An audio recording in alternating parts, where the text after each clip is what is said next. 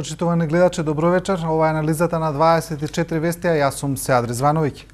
Во последниот извештај на Меѓународната новинарска асоциација Репортери без граници, слободата на медиумите во Македонија доживеа најлоша оценка до сега. Во последниот извештај Македонија е рангирана за 20 места помалце во однос на претходната година, а за последните неполни 4 години Македонија е падната за дури 90 места. Сега земјата се наоѓа во друштво на Нигерија, на Венецуела и на Куба. Токму слободата на медиумите и последните случувања кои се случија во изминативе денови во таа област ќе бидат тема и на вечерашната емисија. Вечерашни гости ќе бидат Александар Чумовски, долгогодишен уредник и новинар, Никола Младенов, основач и сопственик на дневниот и неделникот Фокус, и Љупчо Зиков, исто така основач и главен и одговорен уредник на Капитал. Значи ве најавив по азбучен ред да мислам да нема забуни. Од презиме или од име? Од име, да. Чумовски, кажете ми, не верам дека никој не е изненаден за тоа што Македонија паѓа во тоа рангирање на слободата на медиумите, но очекувавте ли толкав пат? Па не, јас гајам голем оптимизам дека еден ден ние би можеле да ги стигнеме потенцијалите на Венецуела и Нигерија.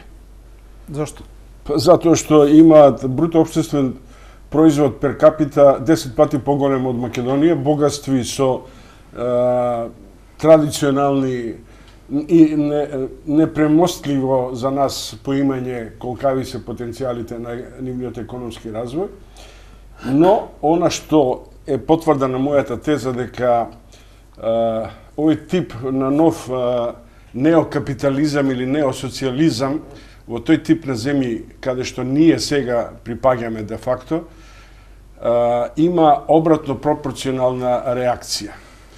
Колку тие се богати, политичките елити, толку е посиромашно општеството и толку повеќе страдаат демократските придобивки на луѓето. Практично ова што сега нас се случува не е ништо друго, туку една ентропија на демократијата. Македонското новинарство е огледало на политичкиот, економскиот и демократскиот амбиент во земјава. И тоа е еден парадокс. За разлика од почетокот на самостојноста, кога македонското новинарство беше буревестник на општествените и демократските промени. Учествуваше со своите новинарски капацитети во стимулирањето на политичките елити да се обезбеди еден демократски амбиент во самостојна Македонија. Денеска македонското новинарство е заложник на патернализмот на политичките елити во земја. Како дојдовме до тоа, Младенов, вие се согласувате со оваа констатација? Чумовски толку много изложи се, ова се гледа кај дојден подготвен. Иван Буштек. Писмено ќе се приложи тоа после дебатава, предпоставувам, па ќе се испрашуваат гледачите. Како дојавме до? Лесно како дојавме. Не без многу напор. Од самиот почеток ситуацијата во Македонија, освен тие неколку години што ги споменува, јас би ги рекол последните 3-4 од минатиот режим, од социјализмот од 87-8, кога кај нас со задоснувањето од 2-3-4 години се случија демократските процеси кои што се случува нели на север, тогаш Словенија, Хрватска потоа. И уште едно добри 5-6 години во плурална Македонија, потоа ситуацијата главно оди со медиумите се полош. Економската ситуација во земјата е таква, каква што е. Пазарна економија овде не функционирала, е далеко од тој да профункционира скоро. Пазарот е извонредно мало затворен, лесен за узурпирање од политичките елити и нивните бизнис блиски структури, така наречени олигарси.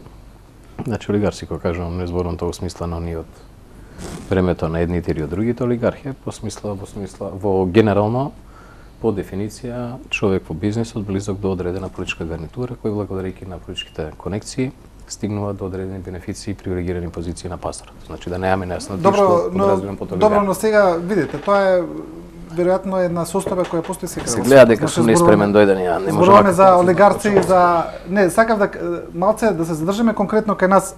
Каде се случи пресвртот? Знаете ли дали колку со општо развојот прашање на тие- поставивте како дојавме до ова? Знаете ли дека 3 емисии треба како Значи, дојавме до еве ова? сега ќе ви поставам по-конкретно. Ајде конкретно. Значи, со развојот на тој демократски развој кај нас, со развојот на општеството, сега сите знаеме како е економијата Да. и кои се проблемите. Но како дојдовме ние да паднеме за 90 места во извештајот на Репортери без граници во последните 4 години, конкретно тоа е во прашањето. последните 4 години. Да. 82 места Да. и тоа е најдраматичниот пад. Значи, тоа е конкретно прашањето. Тоа не е спорно. Што се случи во изминативе 4 години? Значи, Што е сето тоа што е тоа различно во изминативе 20 години? коинцидира со 2008 година. 2008 година е Букурешт. На Букурешт Груевски при вонредните парламентарни избори успеа да ја фати кваката 22 за добивање на гласачкото тело, односно патриотската карта и од тогаш медиумите се взимаат под свое, главните медиуми, највлијателните телевизиски куќи, нивните собственици се дел од владината коалиција, да речем. До тогаш е дури и А1 дел од тоа, така? Така. После доаѓа пресвртот. Ако вие ги имате трите највлијателни медиумски куќи во владата, и имате една карта како името, емоционално, запаллива, лесно. Ако знаете таа вешто да ја изиграте, а оваа гарнитура е маркетиншки мајстор, ова е една машинерија, ова е нешто чудесно, ние го немаме видено. До сега, например, во плурална Македонија. Тогаш воопшто не е чудно што се случи ова што сега се случи. Од тогаш, А1, кога се обиде да ја сврти приказната, кога се обиде критички да анализира стварноста, се соочи со машинеријата и се покажа дека дури и најслабата држава е најсилна од најмоќниот капиталист, односно бизнисмен, или од најмоќната телевизија. И од тогаш тркалото тргнува надоле и се случува ова што сега објективно се случува. Ние, за жал, овде немаме некој контра играч, колега со кој што би можеле да дебатираме. Па се обидовме И, да дојде. епа, тоа е клучот. Овде немате дебата. Овде секој петол си кукурика на своето буниште. Едни на својата телевизија, други на својата, со таа разлика што сега опозицијата, односно главно критички што обсервира стварноста, телевизија има се помалку. Кога во една земја отсуствува дебата, кога не се спротивставуваат мислењата на едно место, кога оставате човек да шара на 500 медиуми за да дојде да открие нешто, тој на крајот и дига раце од целата таа приказна и он почна да робува на предрасуди, на пропаганда, на стереотипи и така натаму. И се случува. Тоа што го кажавте опозицијски и критички, тоа ми се едни два сегмента кои се многу интересни.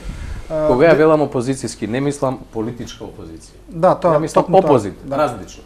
Различно од она што е доминантно во Значи денеска баш имаше реакција без на еден партиски конотации, ако на тоа. Да. Денес имаше реакција на еден портал во контекст на телевизијата 24. Нема да навлегувам зашто и како некоја бенигна вест работеше, но имаше една интересна констатација, вели на проопозицијската телевизија 24. Мислите ли дека кај нас луѓето за новинарите не сакам ни да зборувам, разликуваат што е опозицијски, што е опозицијско, а што критичко делување?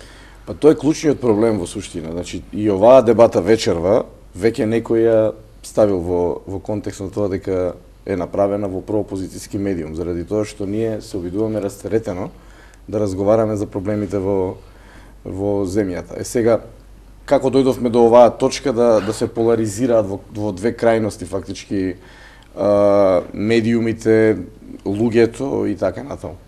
Значи, ова што и моите колеги рекоа, Македонија 20 години наред, наназад, кога ќе погледнеме, го губи своето ткиво, го губи својот материјал на постоење. И ние навистина, како што Владимир Глигоров во една своја чувена колумна пред едно 7 години има напишано држава модус вивенди, значи потешко е да ја распаднете државата, поскапо веќе да ја распаднете отколку да ја чувате на куп. Значи тоа е Македонија, денеска таква држава на Балканот уште Босна остана со слични проблеми. Ако тргнеме од позицијата дека Косово помалку или повеќе се заокружува и решава и добива една своја хомогена маса која ја носи државноста. Значи овде не е темата само медиумите, Чом рече пред малце многу добро. Ние сме огледало на комплетната безидејност и немање визија за клучни проблеми за опстанокот на државата на среден рок, на долг рок не станува ни збор. Значи, сето тоа се рефлектира, па дури и познатите случувања од 2008 година, добро се прекршува таа година, се рефлектира на медиумската сцена, тоест на пошироката општествена сцена. Значи, таа е јавниот живот. Значи, луѓето, медиумите не ги прават само вестите или само оваа емисија, медиумите ги прават и програмските шеми, прайм тајм од филмовите, продукциите, музичките емисии, музичката сцена како таква, имаме ли пејачи, имаме ли глумци, имаме ли шоумени, имаме ли скриени камери да прават добри сензации за да се смеете цела вечер. Да, во Србија, па заправо и то сакам да кажам, значи ние сме некако без дух. Значи ова општество е како да ви кажам, тоа е луѓе без дух, тоа е еден технички збир на ликови на медиска сцена, на културолошка, на друга културолошка сцена, на театарска сцена, ако сакате, се тоа купи. Веќе кога ќе го видите на телевизија, вие познавате на кој табор припаѓа, сваќате во тој момент, знаете утре кај ќе припадне и така натаму. И пак да прашаме како дојдовме до тоа. Значи, добар медиум, добра медиска сцена е одлика на средени и уредени држави. Значи, кога кажувам уредена држава, не кажувам само од аспект на тоа дали вие имате влада, парламент, нели оние основни атрибути на држава и граѓани кои гласаат, туку дали имате добар политички процес, дали имате добар бизнис процес, дали имате добра пазарна економија. Добро, ние очигледно дека немаме. Значи, по сите досега релевантни меѓународни извештаи, очигледно е дека немаме. Од тука тоа сиромаштво во духот на едната страна и од друга страна, онаа сиромаштија во она отсуство на алатки за практикување државе како бизнис сцена, политичка сцена, манифестира во она што значи медиумите. Медиумите се надградба, општествена надградба, како и театарот. Значи, медиумите се власт сама за себе, која треба да креира демократија, која треба да ја држи демократијата, меѓутоа, ако финансиски општеството стои добро. Значи, ние бегаме упорно од темата дека до ова дереже дојдоа медиумите во Македонија, не сакајќи да го отворат, например, едно од клучните прашања, прашањето на финансирањето на медиумите, за кое сите ние парцијално чепкаме по нешто, меѓутоа никогаш во една конзистентна анализа не го ставивме тоа прашање да го анализираме во овие 20 години. И затоа сме денеска во ова точка. Сакате да кажете дека медиумите треба да се, или новинарите треба да се обидат сами да ја надминат своето сустав? Нема шанси, тоа е илузија. Па, решете си го сами проблемот. Не знам како би го направиле тоа. Денеска за Слободна Европа изјавив, ако сме толку мокни, ајде да го заземеме македонскиот парламент. Ако сме ние новинарска фела која за себе вкупно има гледачи, читачи, поддржувачи повеќе од двата политички спротивставени табори во Македонија, нели? Ајде да го заземеме парламентот и таму да кажеме кои се нашите услови да се создадат предуслови за слобода на изразување и слобода на говор. Добро, И јас сакам да ви кажам дека мене ми е најлесно да зборувам за политичките елити. И јас немам предрасуди тоа со еднаква дистанца критички да го обсервирам и Бранко Црвенковски и Никола Груевски. И постојано тоа сум го правил. Но мене ме загрижува тоа што ние не се свртуваме кон себе. Мене ми е апсолутно јасно дека Бранко Црвенковски нема друг маневарски простор. Но тоа е прашање на СДСМ, тоа не е прашање на новинарството во Македонија. Мене, Бранко Црвенковски е потрошен политичар. Никола Груевски е технократ без визионерство за македонските перспективи после 10 години. Не после 2 децении и 3 децении. Еве, доволно за да можам со дистанца да говорам за нив двајцата. Но она што во македонското новинарство е трауматско, што јас денеска гледам едно продолжение на една практика во која новинарите кои се критичари на едните и поддржувачи на другиот се трабанти, се веќе на бините на отпорот или на одбрана на Илинденска пред социјалците или пред полицајците или пред војниците. Какво е тоа новинарство во кое денеска наместо анализа на страниците кои се скапо чинат на секундите кои се прескапи, зборуваат како бонапартисти. Тоа што јас ве предупредував пред 10 години сега не се случува. Фејтонистички, еден сталинистички пристап на македонските први елити. Уште само ова да ви кажам. Ако тоа продолжи, тоа не е новина. Ние сме изгубени како професија. Треба да се вратиме кон себе и за себе да говориме. Оставете политичките елити. Лесно со нив ќе се справиме ако има голема идеја. За нас голема идеја е држава, демократија, право и така натаму. За какво новинарство ние денеска правиме моабет? Тие што ги критикуваат претходните трабанти. Тие претходни трабанти 2001 година беа во рововите против така речените терористи. Правеа државен пуч заедно со Змејковски компанија во смената на легитимната власт. Па ги донесоа комитите со пушки пред собранието и одеа да преговараат со Киро Глигоров да го донесат на власт. За кого Тие се денеска медиумските мегафони на провладините медиуми. Но што со И тоа? денеска, за жал, и кај мојот колега Никола Младенов, фронтмените се истопурчени на отпор, на барикадите на отпорот, повикувајќи го народот да излезе за да се справи со Никола Груевски. Но што со тоа кога тука нема никаква одговорност? Еве, Фокус, да речеме, на дневна база Фокус објавува такви афери кои, значи, во секоја нормална држава, значи, еве, да не претрам, ама еднаш месечно се објавува таква афера поради која е легитимна една влада да падне. Се плаќа Во Македонија 30.000 евра казна. Камо Значи, не се случува да ништо. сме како Фокус. На Никола Младенов не можете све да му забележите, но не можете една работа да му забележите. Плати казна кај Бранко Црвенковски. Ама не, уште не веруваат. Мисля сме договорили. И Други викаат нитко ја и плати. најостар критичар е Никола И Груевски. кој ќе ја плати сам не ти верува. Ама добро ништо не се Ништо се менува, разговара. тоа ми е прашањето. Како? Ништо не се Станите менува. бреки, уште ПВ ги Фокус чекам тоа да го заврши. работи со години. Значи ништо не гледаме дека се менува нешто во јавното мислење, не гледаме дека некој поднел одговорност за тоа што е објавено во Поднесуваме Фокус. како не плаќаме Не гледаме, да, Фокус плаќа казни, не гледаме дека едноставно нема никаков ефект од таа работа. Еве, тие новинари не се, значи си ја работата честно, се откриваат негативни работи во општеството, се откриваат афери, си ги објавуваат. Има разлика. легитимно. Работите Што одат се менува? полошо. Ние се само цензурираме веќе. Идат на полошо. Да, вчерашното извинување на Горан Михайловски. Не тоа, не само тоа, ние, сите и Фокус. И Фокус не е тој што бил некош, свртете го. Може многу повеќе. Све со прашалници и извичници. Луѓето се само цензурираат. Ја лично виш. Па нема човече, ти оде 27.000 евра со европски амин и зем ти Брисел. Таков Брисел не ми треба. Ако Зборувате за новиот закон? 27.000 евра За казни. е казна за нематеријална штета. Знаете ли што значи тоа? Дека после идете на материјална штета. И таа може да биде 2 милиона и 700. Имате силос со жито. И некој напише нешто, така? Можете дури да го договорите да го напише.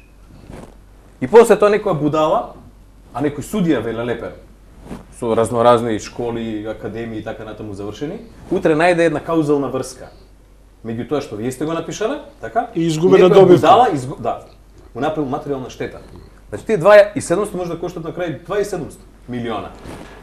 Ако ви имате таква ситуација во Македонија, што очекувате? Ја вчера, на пример, Јадранка се јавува со фотографии интересни у собранието, кои што у нормални времиња не се прашува дали да се објават. Ние не ги објавив. Еве ја не ги објавив. Зошто? Затоа што е 27.000 евра. Еве, искрено ви кажувам, не ги објавувам, немам више пари. Сваќате? Ако Оти вие- некој ќе се најде за навреда да ме тужи. Ако Дали ме вие- разбирате? ако вие не ги Ако објавите, веќе кој ќе имаме тужба, каде што ни забележува тужителот, да не го откривам се уште кој е, дека не сме го почитувале професионалното правило да биде прашање другата страна. И како доказ на тоа го приложува текстот. А у текстот гледате дека оние прашани одговара на 4 прашања. Што разговараме ние беше? У граѓанска постапка тоа оди експресно, така? Колку пари ја треба да имам за сето тоа да го објавам? И на крај викам, нека идат на Твитер, нека идат на Фейсбук, нека идат у мајчино. Ти доаѓа да речеш гитла од оваа професија. Не професија на време што треба да се напуштиш, што Черчил рекол. Денеска нормален човек не почиња да се занимава со оваа професија. Со 27.000 евра казна кога? Кога таа ви виси како дамоклов меч. И тоа е Европа, Брисел го аминуе. Европска пракса. Добро, У која земја вие можете, у Македонија, со просечна плата новинарска каква што е, вие да со медиуми кои што се такви какви што се, доколку се критички настроени зборуваме, материјално финансиски така? 27.000 евра, знаете ли што е? Тоа е голема пара за секој. Тоа е огромна пара. Председателот на Новинарот ЗНМ има 1000 евра казна. кажа дека со овој закон 10.000 ќе има, биде подобро. 10.000 има како се вика уредникот и 15.000 собственикот. На крај тие сите паѓаат на собственикот. Апсолутно. Од каде новинарите ќе платат тие казни? 2 казни и адио маре. Знаете што, Идеш на материјална штета, заврши јас се приказната. согласувам со Никола апсолутно, но повторно вртам тезата. Да се свртиме кон Махер себе. си ти тога да ја Кон свртиш себе тезата. да се свртиме. Па се свртив кон себе. Насер, Ама што може ние да Насер направиме? се Човек, Насер се- сега тоа е прашање. излегува со тези дека ќе ги прекине преговорите И пак ќе ги продолжи. и пак ќе ги продолжи затоа што И пак Брисел шампанско му ќе прави- пијат заедно. А кога го предупредувавме, направи еден борд на ветерани не носеше дека овие законски решенија се катастрофални, полоши од што оние претходните, барем тамо имавме логика некоја да се браниш во некаква солуција, па и да се пазариш, да речем условно. Не можеш да се пазариш и тогаш. Да. Каде и тогаш пазарење? Ја Ние- 50.000 евра ме кошташе сето тоа. И денеска ми зборуваат со Бранко, сум се договорил, он ги платил. Разликата од- Тој вика Љупчо ги плати. Разликата од Па тоа- камо среќа сите да ми ги плаќаат до сега едно 500.000, ја имав на страна да платам уште едно 20 казни. Овде што и да направиш не ти веруваат. Ја кога почнав да го правам весникот, со кредит, легален, чисти пари. Викаат црни вреќи од Божјиот матер дека дошле. Тужев. Што мислиш, што се случи таа година дена? Помина законот? Застаре тоа, се треба да имам граѓански. Ќе доеш на светиникат на ред. Што зборуваме? Ние си играме играчки овде. А ако сте председател на собрание, можете да издействувате извинување да го доведете новинарот, односно главниот уредник во една таква понижувачка ситуација, да го прави тоа што На наслов. што мораш да го да. За какво новинарство збориме? Значи, ние? грешката е не во тоа што му се извиниле на спикерот Трајко Вејановски. Грешката е што во најмалку половина од медиумите на насловна страна не стоеше и не се бараше оставка од спикерот. Тоа е Мај да се барал, основната Чомовски. грешка. А Чомовски? Да не може мирно да спие. Чомовски во кои и да се медиуми? барало, тоа нема врска, повторно мирно ќе спие и повторно ќе има нова ситуација и пак ќе биде исто. Работите од темел треба да се променат, меѓутоа тоа не се менува лесно. Пробај ти еден ден да те ставам у мојеве кондори да влезеш. И да те видам како ќе се чувствуваш. Пробај на пазар да функционираш, да видиш реално системот како функционира. Лесно е вака се. Добро, вака да ве прашам. Ја видов во Со последнава ваков година. Ја видов во последнава година. со ваков само. воспоставен систем. У последната година ти одговараш сам за себе, така? Да, Ја одговарам за малце поише луѓе. да, точно имате. Со ваков воспоставен систем. Значи се согласивме дека власта воспостави контрола на таков начин како што воспостави. Еве хипотетички доколку се смени власт. Што мислите дека тие што ќе дојдат дека ќе направат ќе продолжат да го прават истото бидејќи Проблемот е во ќе тоа возможи што ние сега гледаме систем на тие владење. што претендираат да дојдат на власт дека немаат намера ништо да сменат. Зошто Еве ќе ви гледаме? кажам неколку работи на таа тема. Например, гледајте го вокабуларот на луѓето кои се качуваат по коливе да протестираат, а кои се наши колеги, условно речено. Значи, гледајте го Фејсбукот и Твитерот на тие луѓе. Тие се истите тие талибанци, како што се и овие талибанци на оваа страна 4-5 што подржуваат 5 години, 6 години ситуацијата што ја подржуваат. Значи како владени политики такви, па на голема со фанфари, отварање на емисии, затварање, етикетирање, суспендирање на право. Добро, да се сега браниш не е и баш така рамноправна натаму. положбата сега овие тврдат дека нема друг начин за борба. Таа Што да положба прават? реално не може да биде рамноправна. Сега Вие од се една власт, страна тие се- се да, опозиција. да. Јас зборувам за нешто друго, многу подлабоко. Значи, каде е тука, каде е по пат изгубена професијата и дали ние можеме воопшто да зборуваме дека се тоа новинари? Значи, да не ги именуваме со имиња и презимиња, меѓутоа ја ниту во еден од нив не гледам новинар во оваа фаза во животот што ги гледаме. Читајте ги нивните колумни, тоа се политички памфлети. Значи, каде е колумништвото како жанр? Каде е коментарот како жанр? Значи, нашите весници се разобличуваат, да не речам дека се разобличени бидејќи има и светли примери. За таков го сметам мојот весник, на пример. Скромно. Скромно. Нешто е моја да најбоље. Така. Значи, Објективно сме говорна меѓутоа, марка. замислете вие, кога вие сакате да отворите тема, еве неделава имаме една фина, лепа тема за за колку и да сметам дека е неостварлив проект каналот Дунав, Морава, Дунав. Вардар, Егејско море, и вие сега отварате, направивме и Сахара, ексклузиви, имаме и изјави од српскиот министер. Најдовме транскрипти од Нью Йорк Таймс од пред 100 години што пишувал за истиот тој канал дека требало да се прави. Значи сето тоа убаво, све фино спакувано и вие имате во општеството наместо да се запалиме сите на таа тема и да разговараме за тој дел како продукт на едно развојно општество кој сепак иде напред, ние се фокусиравме овие 2 дена на тоа дали некој бил хомосексуалец или дали Чекај, на бе, некоја од владата... наша колешка... Добро, не сме се Чекај, фокусирани, Зико, ама- Да, извини. фокусирани сме ние. Извини, од владата ли да зборат за Дунав Тиса Дунав? Што играш играчки? Чекај се, не ги врти тезите. Тоа Чом каже дека ќе го прави. Значи, поентата што е? Тие луѓе настапуваат со изворено остар речник. Ја лично во животот сум бил на 1 или 2 митинга. У принцип, но тоа што не сум таму, не значи дека не се согласувам или се согласувам со нешто, така? Си имаш став за одредена работа. И дома да си се согласуваш или не се согласуваш. И тоа не значи дека си неутрален или си партиски или не знам што. Имаш прашање по одреден став. Овде е битно прашањето ММЕ. Кој прв почна? Зашто се луѓе во жестоки, знаеш? Затоа што наише на жестоко со другата страна. За мене Овде, ако имаш, значи да не се сватиме погрешно. прашањето не е кој прв почна. Не, Прашањето клучно е е. дали ќе заврши. Клучно е кој прв почна. За да не можеме со ист аршин да ги мериме луѓето. Оти на тие луѓе кои Не, што луѓето се не ги мерам, терори, Никола. ги мериш, Не кои ги- што не не ги мерам. не можеш да ги ставиш Ја еднакво имена на не спомнам. Значи, не ги Лјупчо, мерам. Лјупчо, па не мора да спомнеш име за ние да разбереме од отпорот или од ова или Ама од она. добро, нешто. тоа го Глупави. знаеме. Дај сега да видиме како ќе завршиме. ние со Чекај, ова. полека. Па со Дунав Тиса Дунав, човече, све у вода. Све, Добро, сам сега, ама окей. ти се зезаш. Многу е важно ако тебе некој те стигматизира со години, дека си предавник, дека си ваков, дека си она, дека све нешто не чини кај тебе. Што очекуваш ти да се случи после 4-5 години? Ке шекнат бре луѓето. Чир, гнојот мора да избие. Проблемот е како ќе заврши, така? Не избива квалитетно. Проблемот е, ама чекај. Проблемот е што не избива квалитетно. Чекај. Пази се он све отиде и се качи на лада и трес. Значи сега една работа. Прво, треба да зборуваш во присуство на човекот кој што е на ладата. Така, да не се разбереме погрешно. Добро, ја и не знам кој е на Не, не, ладата. не, не. Ја ги гледам луѓе секој ден Не, вака не, да не, се појавуваат не. се. Поентата што е? Треба да се прави разлика сепак. Тие сега што протестираат. Тие се тие кои што цело време го трпат ја трпат агресијата од другата страна. прашањето од беше- сите, на прашањето сите беше- сетила и од сите можни медиуми. Што ќе биде ако се смени 90%. власта беше прашањето. Да. Јас велам Дека?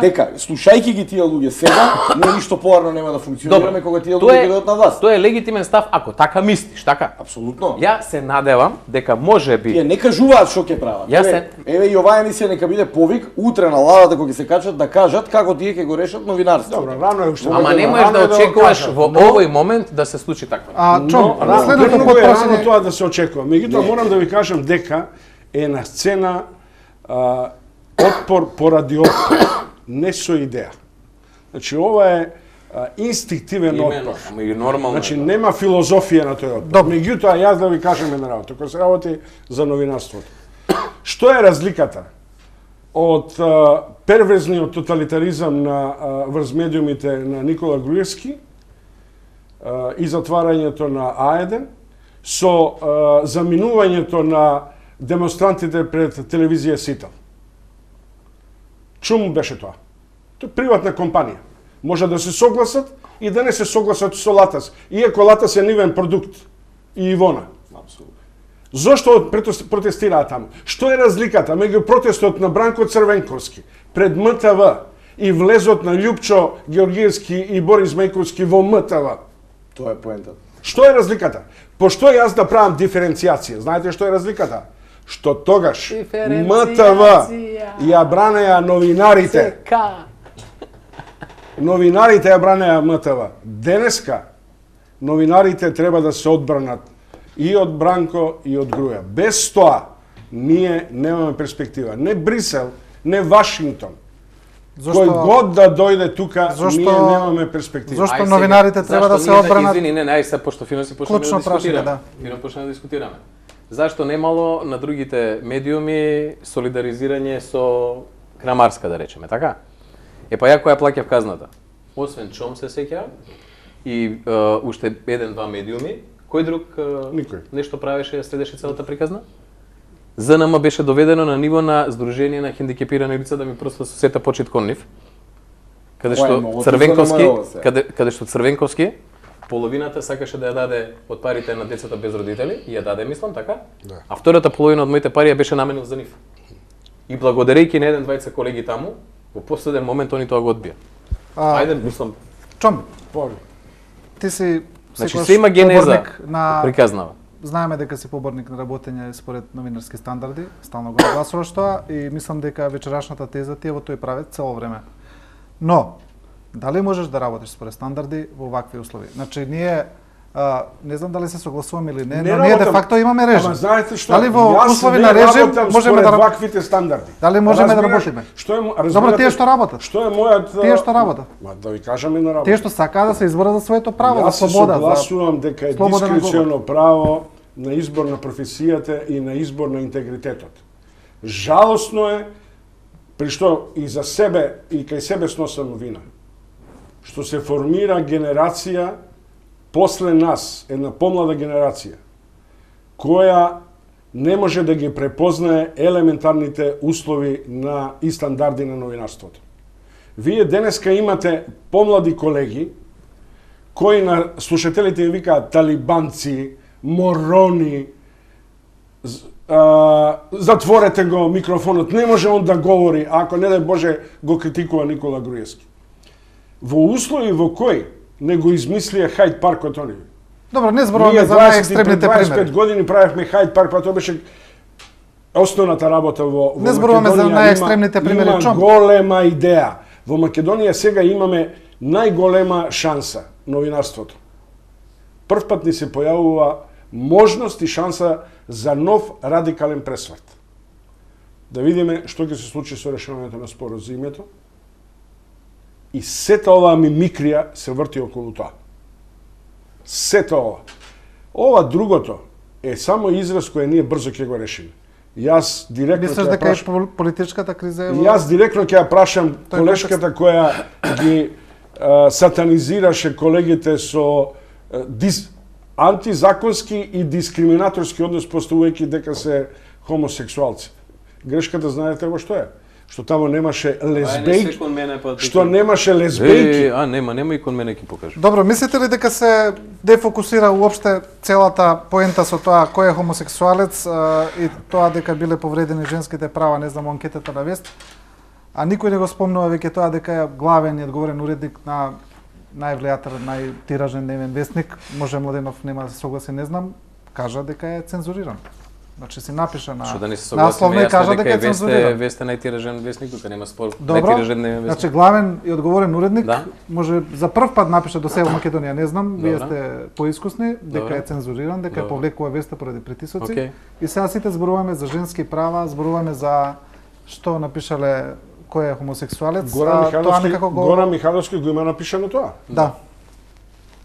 Горан Михайловски кажа дека ја повлекува веста поради надворешни притисоци. Именно. После тоа дојде А што е Горан Михайловски? Селектор на Вест. главен и одговорен уредник. Ако главниот е Знаете- одговорен уредник, тоа го соопштува и го пишува. Што очекувате од неговите новинари? И втора И работа. после тоа дојде Ама соопштението на пазите, тука владата. не е проблемот до Да. главниот уредник, проблемот е до амбиентот кај што главниот уредник мора тоа да го каже. Бе. Дали ме разбирате? Ние сега ќе речеме, еј, горе нема интегритет и натаму е главен уредник. Тоа сакаш да го кажеш? Не се го кажам. Напротив, за мене доблест, го кажам, да. Ама зашто останеш главен уредник? За чисто брашно, затоа останам. Оти кој да дојде исто ќе се извини, ако сака да остане. Проблем е до амбиентот. Ова е амбиент што ги крши луѓето. Што ви ја крши кичмата ако сака да ја функционирате. Овде нема амбиент за слободен надпревар. Нема амбиент, едноставно. Пазарна логика овде не функционира. Овде функционираат некои едноставно други правила и крај. И тоа не го зборувам јас општо, го зборувам и за себе, го зборувам и за фокус и за сите. Едноставно создаден таков амбиент каде што ти не можеш слободно да функционираш и да размислиш. Стандарди, какви стандарди, бе, што зборувам? Овде сега е чувај глава, преживеј. Ова е такво време. Кучешко време. Вие имате ситуација е вистинското прашање, дали женските права или хомосексуалните права? Поентата е таа. Да. Зашто се случила таа работа? Значи пак Горан е човек кој што дигал глас и ден денеска. И дебати кои сме воделе за новинарство и така натаму. окей човек, почитува стандарди, се труди да биде фер, да биде непристрасен. Дали некому се допаѓа насловната, дали пристапот на Вест е веќе прашање укренали ни на Слушайте, тоа вкус. што Вест го направи, тоа е нормален уреднички зафат. Тоа сегде у свет Тоа го е многу има. духовито, тоа е фантастично. Тоа е, нема подобар продукт што може да продаде тако вестник од тоа што го направи Вест. Тоа е фантастично. Проблемот е зашто он морал тоа да го направи и проблемот е зашто водството на МПМ, кој што е издавач на тоа, исто морал да го направи да не може да го заштити своето издание. Владата вика ние не го вршевме притисокот, така? Иако владата не беше спомната да го направила. Не. Меѓутоа владата во овој момент изгорено од се во време во кое што е, каде ги оптерите на Брисел и така натаму, вика ние не сме. И ако вика дека ние не сме, а Горан тоа не го негира, значи јас сум склон да верувам дека владата тоа не го направила. Тоа го направил некој друг. Сега има дека тоа бил овој, некој од учесниците на анкетата и така натаму, да не спомнуваме се тоа колку може да не кошта, не знаеме. И тоа, значи има некои помоќни поединци од владата кои што може да реагираат и да дојде до ситуација најтиражниот дневен вестник, главниот уредник да мора да се извини. Да се го само публикува. цензурира. Да. Тоа е значи прашањето. Ако сакаме да разговараме фер. Ако не, ќе се зезаме со женски права, со хомосексуалци, со не знам, она и така. И ќе губиме време. Начинот на рекламирање на владата која наметна еден нов концепт, мислам дека може оваа гарнитура тоа да го направи како извозен продукт. Мислам дека е единствена на Балканот која успеа да наметне таков начин на контрола на врз медиумите со рекламата. Па многу логично е ова што го гледаме денеска. Значи имате медиуми кои функционираат буквално со 80 до 90% во структурата на приходи се пари од државата. И за жал тоа се медиумите кои го наметнуваат тој мејнстрим на кој ние треба да се навлечеме. Сега има тука отпорни медиуми, групации, поединци кои не го прифаќаат сето тоа. Владата направи можда клучна деструкција со плаќањата преку буџетот во сите овие години, преку тие кампањи, ги направи медиумите зависни, им ја скрши кичмата на уредувачките тимови, па дури и на собствениците. Значи, еве да се потсетиме кои се собственици на двете најгледани телевизии во Македонија, ќе видите дека освен што се претседатели на политички партии, што само по себе е деструктивно, нели, Не се веќе. И тоа е прашање. Добро, другите Меѓутоа темата вие сега веќе толку е според новите закони, толку е веќе каша попара станато сето тоа да вие можете номинално да не бидете собственик на медиума, да имате комплетната контрола на медиумот. Сега има една приказна, например, и во Босна исто така. Ја цело време ја споредувам Македонија со Босна, оти слична е таа дневна политика и дневно поимање на стварите. Таму чинам дека еден од собствениците на тој дневни Авас, тој име најтирашниот дневен весник, станал непосредно Тој е изоредно моќен финансиски човек. Да, станал дури и министер, станал во владата на Босна. И сега пазете каква физкултура и кршење на рвет направил. Тој е пријател со еден од најголемите наркобосови на светот, на кокаин денеска, му го спомнуваат босанците името, на сите црни листи во светот е. Партнер негов, дури се испоставува дека е негов партнер, го фаќаат на неколку шеми, за да тоа сега не излегува во новини, пошто тој има новина, прави добар баланс, меѓутоа, пошто и таму има закон ваков, како кај нас, да во политика не можеш да влезеш ако имаш медиум, треба едното или другото, тој се разведува со сопругата, целиот тим го дела тимотот на суд и тоа сето се прави во една недела, пошто му најавиле дека ќе стане министер. Пола имотот, потоа сопругата пола имот го купува, неговата половина ја купува од него фиктивно, за да тој сега некаде по Брисел на состанот си патува со својот приватен авион И бара донација пошто нема пари. кој ден пред да замине во Брисел го поклонува на сопругата за да биде на едно од неговите деца утре. Значи тоа моментално се случува по порталите во Босна, скандал на сите скандали и така натаму. Сега формално правно се е задоволено, тој може да биде министер и тој станува министер за финансии или не знам, мислам дека е за финансии. Па ваков човек освен за Значи, финансии. кај нас имате истата ситуација. Со тоа што примерот не е таков. Проблемот е во тоа, значи направена е таа деструкција преку купување реклами, огласен простор во медиумите. Да, но тоа е познато со години, тоа не е ново. Не, тоа не е познато со години. Зошто јавноста не реагира на тоа? Па знаеме дека секоја година даваат по 10, 15, 20 милиони евра за реклами. Добро, секоја година во последните 4-5 години. Е, па добро. За тоа зборам, да. Во тоа, значи јавноста не може да реагира заради тоа што јавноста така ослабените медиуми сега во продолжување на приказнава е заслепена од серии ефтини турски кои се редат во прайм тајм и јавноста тука сега е закочена. Вие не можете да очекувате од критички осврт на јавноста од Валандово или од Богданци или од Штип или од Свети Николе. Што тие луѓе знаат вечера за ова нешто зборуваме тука? Ај се, немој толку да маловажиш. Добро, мислам дека не знам дали поедноставуваш ситуација. Турските серии низ медиумите, преплавувањето на тој простор со ефтин продукт. Тоа ја поевтинува работата на телевизијата. Ние зборуваме сега медиумот како функционира и што тој продуцира и дали тој има понатаму капацитет да продуцира. Значи, вие гледајте, право пропорционално, обратно пропорционално, како растат турските серии и лиферувањето пари за продукции турски, така ослабнуваат сите дневни редакции, вестите, станува продуктот неважен, купува фудбалско првенство, суспендира вести, да речеме, ајде добро, тоа е врзано со време. Меѓутоа, ви имате поместување на вести во термини за да може да иде величенствениот, да речеме, или да иде некоја друга турска серија. Значи, таа деструкција потоа понатаму, значи прави деструкција во продуктот новинарски. Затоа денеска имате и мислам дека и не е точна констатацијата дека лесно не се наоѓало работа во медиумите во Македонија или дека луѓето не келе да работат. Толку е поевтинето новинарството во Македонија што вие денеска најлесно работа можете да најдете за релативно пристојни пари, пристојни кога велам релативно да преживее, значи репортер на улица да оди и да известува, тоа е за мене најубавиот жарм. Меѓутоа, за жал, овде кој ќе ве ангажираат за 250-300 евра, ќе ви дадат и после душата ќе ви ја извадат, масата ќе ви извадат, некој од собствениците. Добро, са, вака вие сте собственик, не зборувајте вака јавно, да. Не кажувајте. 350 секој месец, слушај, ала го каже, ала да. Текстилните работнички од Johnson Controls имаат поголеми плати. Потрагична ситуација не била никоја со македонското новинарство 200 евра да ја плата, човече. Потрагично не е за жал, ако работите пазарно не можете може да ли да има имате поише. стандарди со 200 евра плата?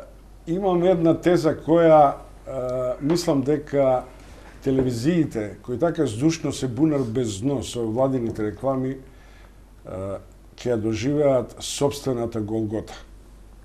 И ќе ја доживеат. Кога чум? Наскоро. Не можем тајми да ви кажам, но наскоро. Прво затоа што ќе секнат дел од парите. Второ, затоа што тие медиуми всушност ја еродираат главнината на актуелната владина политика, а тоа е патриотизмот. За каков патриотизам говориме и за зачувување на македонски идентитет, кога на тие две главни телевизии, каде што владата истора пари, нема ни идентитет, македонски, ни македонски јазик, ни македонска серија, ни македонска музика. Па погледате тие 3-4 телевизии, денеска сакаат да ги бойкотираат македонските музички автори, затоа што треба да платат. Тоа е нормална авторска тантиема, тоа у цел свет се прави. Добро, али според околу сумата, немој се Добро, да гледаме сега тоа баш. И слушај, за толкав профит е срамота. Не, околу сумата се спори. Дали треба сите да плаќаат баш и така натаму. Добро, тоа е Но тоа е легитимна друго тема. прашање. Како и да е, тие ќе се доведат до ситуација сега да бидат буревестници на одбрана на промената на името.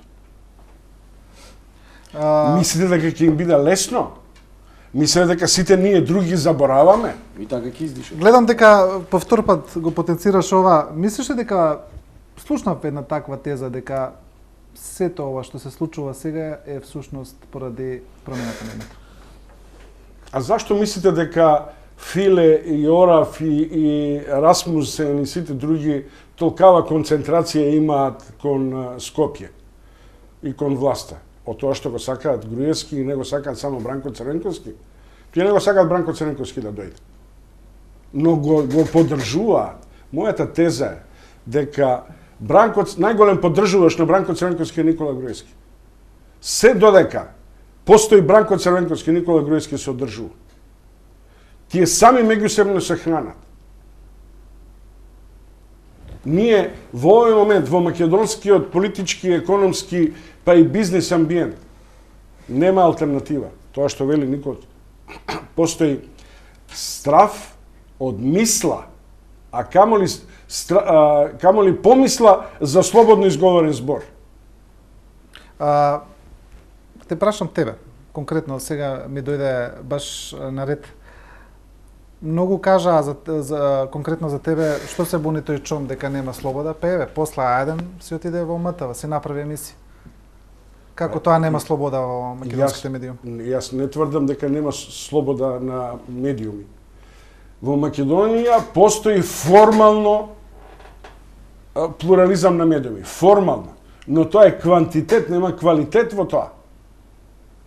Нема квалитет. Јас отидов во македонската телевизија со проект, независен, базиран на моите постулати на новинарството и на потребата да се води дебата. Успешна, неуспешна, добра, недобра. Но во секој случај, низ таа емисија поминаа 400 луѓе. Јас изнесов во дебата и низ прилозите 400 луѓе. И не само од Скопје, од секаде. Тоа беше мојата мисија. И јас можем толку. Ова што Чом го многу фино го отвори сега околу позициите на Груевски визави власта на Црвенковски во СДСМ. За мене блиска е таа теза. Блиска ми е, меѓутоа за мене е голема дилема и голем морален проблем на наши колеги, пошто темата е медиумите, кои се качуваат на колите на протестите и кои се прават недоветни дека ова не го сваќаат они сега. Во тој дел, или по разните фейсбуци и твитери што шират. Не може имаат друго мислење. Не, ја мислам дека тие немаат мислење. Значи тие чекаат техничка смена на власта. Тие минатата година се надеваа дека Бранко Црвенковски, многу од нив ги слушав и ги читав во нивните колумни, сметаа дека Бранко Црвенковски и Али Ахмети од ДУИ ќе направат техничка влада и ќе го срушат Груевски у парламент. И едва чекаат тоа да се случи. Добро дека беше... Значи, зборам, немаат мисла. Тие утре да се смени констелацијата политичка, еве да речеме, не знам, за недела дена Бранко Црвенковски поднесува оставка во СДСМ и доаѓа некој нов лидер, тие ќе ја сменат преку ноќ ситуацијата и ќе бидат во недоумица сега каква мисла да фатат. Нема среднорочна мисла, нема на таа страна кога зборувавме преге какви ќе бидат кога ќе дојдат на власт. Таму се менува мислењето од ден на ден. Зборувам за наши колеги кои се представуваат како наши колеги. Како одминува времето, јас навистина го губам ставот дека се тие веќе кредибилни. Овие другите одамна не се кредибилни, али многу често се употребува таа флоскулата 20 години. Во изминативе 20 години, да, не е флоскула. Особено, значи, ја 20 употребуваат, значи, владините представници, секогаш се кажуваат тие фамозни 20 години во овие 20 години. Ама дали сепак ги изедначуваме работите? Еве сега ти тоа што го викаш, они чекаат да се смени власта да дојде Црвенковски. Па добро, еве, не сакам да бидам разберан погрешно. Но кога беше Црвенковски, не падна новинарството за 90 скалила на Репортери без граници. Да ви кажам, значи не се случи ваква масовна корупција на медиумите со владени пари, со наши пари. Freedom House и Репортери без граница не ни треба за да ние сватиме дека новинарството ни било лошо. Значи не сакам да ги релативизираме работите, дали е исто. Значи дали зошто ги ставаме на кантар па ги изедначуваме? Јас воопшто не ги релативизирам работите. Тешко беше со новинарството, човекот плати кај Црвенковски казна. Значи, тешко беше и у време на Црвенковски. Кој вели дека па тогаш не било срушено новинарството? Па ја да ви кажам дека да, денеска е посрушено новинарството, ако треба да градираме. Меѓутоа, не знам дали сега треба да ги гледаме се исто работите, дека Па еве ја не ги гледам исто, значи еве сега се обидувам да објаснам. Значи што мислам по тоа прашање. Меѓутоа, и на почетокот првиот мој одговор беше денеска таков. Значи денеска новинарството и медиумите ви се производ на ретардација во политичката сцена, на ретардација во бизнис односите, на поларизација и ретардација во културолошка сфера. Значи сето тоа е под контрола, едноставно. Денеска знаете дека главна тема денеска во земјата освен Зиков на двете страни или е тоа така? Од политичкиот спектар, од партискиот спектар. Значи, на двете ли страни е така? На двете страни е тоа така. Кој го диктира темпото? Значи немој да ме сватиш погрешно. Дошло време да го бранам човекот кој што ме кошта толку пари на времето што сум ги платил. Не ја гледам истата жестина кон другата страна кај тебе. И тоа го прави симптоматично ова што го зборуваш. Значи не сакам да ги бранам едните наспрема другите. Дајте да гледаме Види, општо Никола, на ситуација. Ние на различни начини сме жестоки спрема страните. Значи не си подеднакво жесток. И тоа е забелешката. Дозволи. Еве ја не го забележувам. Добро, тоа е твое мислење. Ја тоа не го забележувам така. Цело време си фокусиран на ова. Значи ја колку што ги разбирам луѓето. Нив им е преку глава од ова, они сакаат тоа да се смени. Они веруваат дека Црвенковски не лаже кога вика дека утре јас ќе си заминам, целта ми е само да ти одговор. кажам сега. Сега. Што е вистинската тема у која што се согласувам со тебе? Дали има алтернатива нова, да речеме, за медиумите, така? Да. Значи, дали постои како ќе изгледа медиумскиот простор утре? Како ќе изгледа економија и така натаму? Меѓутоа, прашањето па се можеме и вака да го поставиме. Каде тоа се да се пласира, на колку медиум? И да го има. Јас Колку имате вие сооднос кога ќе поканите гости од власти и од опозиција да ви дојдат двете страни? Значи од власта не доаѓаат речиси никош. Така? Ретко, да. Како Ама нека ние и нас, мислам, У принцип. да. Како ние ќе видиме како јавност што мислат едните, што мислат другите? Што направите да дојдат и едните и другите? Ги повикуваме. Мислите дека тоа доволно? Па не знам што друго Ја, треба да се приведат. Да не знам што друго треба да не, направиме. ја не можам да разберам кога ќе ми кажат го поканивме министерот, не дошол. Нека не дојде. Поканете, дебатата не е меѓу министери и опонентство. Поканете луѓе кои имаат различни мислења. Добро, имаме премиер кој не сака да излезе на дуел. Чом? Ајде бидам само убеден зашто во мојата емисија доаѓа. Во таа иста емисија во која одеше на МТВ, на ова што е сега. Па било на јавниот сервис, можеби за тоа, па ја прохибира, не, затоа што јас имав активен однос новинарски.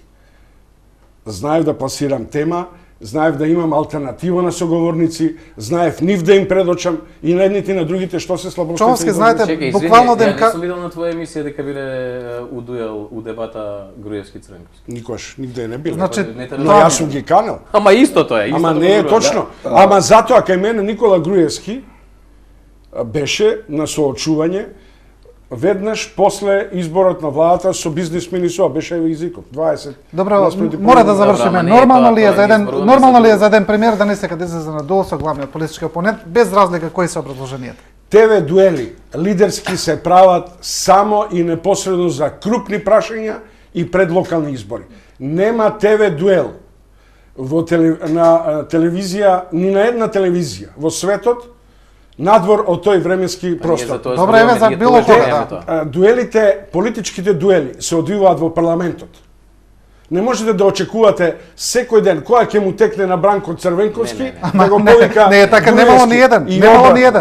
Не е така. Значи Значи немало ни еден дуел меѓу Бранко Црвенковски види и Никола Груевски во 7 види, години за време на владењето на Никола Види Груевски. сега, ај сега една логична теза вака Значи, да ја не разбирам. зборувам Немало ни еден во 4 изборни циклуси, во 5 изборни циклуси. Може ли една логична дилема да поставиме сега и еве тоа ако сакате другите нормално да не Значи, бидам мора ја да последниот, завршиме за кратко 13 само, секунди. да. Значи ако го имаме фактот дека Груевски 7 години не прифаќа дуел со Бранко Црвенковски и знаеме дека нема да прифати дуел, Да. така? Ако имаме факт што вели Никола, јас не сум бил жесток за оваа страна. Имаме ситуација каде што има СДСМ има 13 криза секунди. да ги мотивира и граѓаните и луѓето кои ќе излезат да зборуваат во правец на ова пореметување на концепција која е сега евидентно. Тогаш што треба да се прави? Ако имате ситуација од аспект на тоа дека јавното мислење вели дека Груевски се одржува на власт со помош на обстојувањето на Бранко Црвенковски. Значи ги имате сите коцкички во мозаикот, каде што главниот заклучок од колегите или од интелектуалната елита или од политичките елити во опозицијата треба да биде смена на водството на СДСМ. Значи тогаш би се ослободила некаква енергија. Зиков има и други мислења дека Зиков не дека Груевски тоа го кажа Чом, има и други мислења дека не обстојува со помош на Бранко Црвенковски, него со помош на тоа што плаќа една работа. Само момент, 170.000 администрација, со тоа што ги купува медиумите и со тоа што обстојува, со наши пари што ги плаќаме, Груевски се купува обстанува на власт. власт со машинерија, системски поставена и тоа тера и гази како што рече Владенов на почетокот. Па како може да е проблемот во опозицијата? Па јас го поставувам многу логично проблемот. Како опозицијата, ајде да го ставиме Бранко Црвенковски како лидер. Опозицијата како куп на партии, колку се 5-16 партии, како не им текнува до сега да побараат причина зошто не можат да пробијат. Кордонот од другата страна да го пробијат. На едно друго интервју пред 20 дена реков, па боже мој, немале медиуми. Па еве им за 13 години толку директори се испилија од нивните редови, па нека најдат 15 души акционерско друштво, нека дадат сите по 100.000 евра Зиков, и 1,5 милион евра, нека направат телевизија, нека купат една телевизија, Зиков, нека А2 качат, ја нека затворија дигнат. на сила. А3 не им дозволија да отворат телевизија, значи. Не, е така. Алфа Не е не ја така. затворија на сила, да не шпекулираме. А2. Значи, А2, А3 не дозволија ни да проработат. Свесно вечерва за Значи, софари со се. од Не е поштовање на мојот мислам повод дека за малку- 13 минути више не збориш, не зборувам секунди. за еден телевизија, меѓутоа зборувам за концептот како, и јас на крајот тоа зборувам, концептот како од тука би се излегол. Сакам да кажам и Ако да не ги имаш го политизираме Сакам се да тоа. кажам и да имаш пари, не можеш да отвориш, тоа Зиков, се покажа во пракса. Зиков, имам еден куп забелешки Значи за А3 не опозицијата. дозволија да Дали ме разбираш? Еден куп забелешки имам за опозицијата. Знаеш ли кога ќе ги кажам тие? Кога ќе станат власт? Така е, точно. Дали ме разбираш? Власта е Тоа она ми е што е прашањето, предмет да. на нашето Јас интересирање. сметам дека оваа на критичкиот опозиција однос. нема капацитет за промени Ама и тоа мојот е- став е дека оваа опозиција треба да направи реформа кај себе, а после јас ќе ги кажам сите дополнителни но мои не може, ставови но не по може таа тема. владата да распише конкурс за опозиција И- да прави Ама, опозиција ја по управо за собствена мерка. опозицијата зборам, тие мора да излезат од оваа лушпа, да се одважат и да направат промени на себе. Значи зошто пластична не е... операција Ајде мора сега, да направат. зошто не е Како можно да тоа? се направи друга политичка партија со подеднаква моќ или барем приближна на сегашната опозиција? Не толкава, со 10% барем од тоа таа. може. Чекајте да видиме што Чекај. Еве зашто до сега тоа не било можно? Јас може да Кој тој амбиент го Било создал? можно, како Не, не кој било тој можно. амбиент го создал? Па како Тито Петковски направи партија. Ама не. Цилето Пурковски И направи колку партија. време траат Павле тие Трајанов партии? И направи колку време Као траат што тие гледаме партии? траат вечно. Вечно. Гледаме како се одржуваат Па и на Тито крај мора да Петковски влезат утре ќе ти стане и на пратеник у крај мора, парламент на најмала рака. ама јевеќе. На крај они мораат да бидат дел од друга партија. Зборам така е? за ворени Значи, парламентари. дај да зборуваме пред се за амбиентот кој што функционира во Јас- плурална Македонија, јас мислам во дека овде- повеќе партиска Македонија, него го креира власта. Овде не е заробен опозиција. духот, демократскиот дух е заробен и во едната страна и во другата Немаме страна. спорни околу тоа. Заслепени се опозиционите експоненти од аспектот на тоа дека тие мора да дојдат на власт, не гледат што треба тие да направат за побрзо да дојдат на власт. Ја те уверувам. Вака како што е поставена играта, Груевски може да владе уште 20 години. Ама Што имено е ние спор? немаме спор околу тоа дека опозицијата има многу мани. Немој само да ми кажеш дека опозицијата е внидовна за растот или падот на GDP-то. Немој до таму да стигнеш, пошто 13 минути збориш више, не 13 секунди. Младенов, Претеруваш вече. Младенов, Зиков ве молам. Значи пробивме веќе 10 минути од емисијата. Ви благодарам на сите за учеството. Ова беше анализата на 24 вести посветена на слободата на медиумите. Се извинувам што волку ги чекавте вечерните вести. Останете со програмата на 24.